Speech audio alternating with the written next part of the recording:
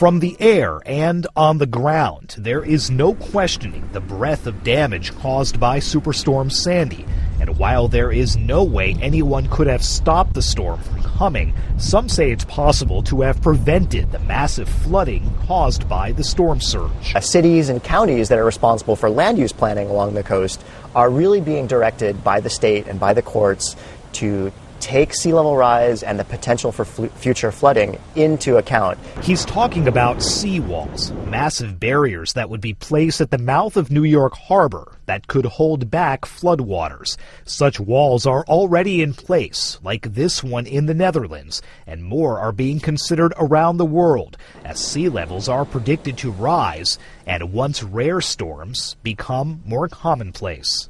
Anyone who says there's not a dramatic change in weather patterns, I think, is denying reality. And I would like to say that this is probably the last occurrence we will have. I don't believe that.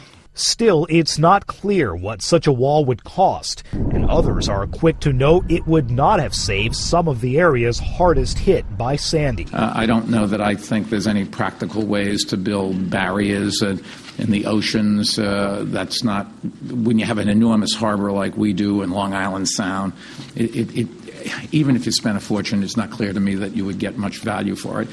But as the cleanup continues, some New Yorkers beg to differ. Absolutely. I think that is a very good idea. I think we should be more prepared. Cities have to be better prepared, whether people believe in global warming or they don't. The first order of business, though, is to clean up the current mess on the ground.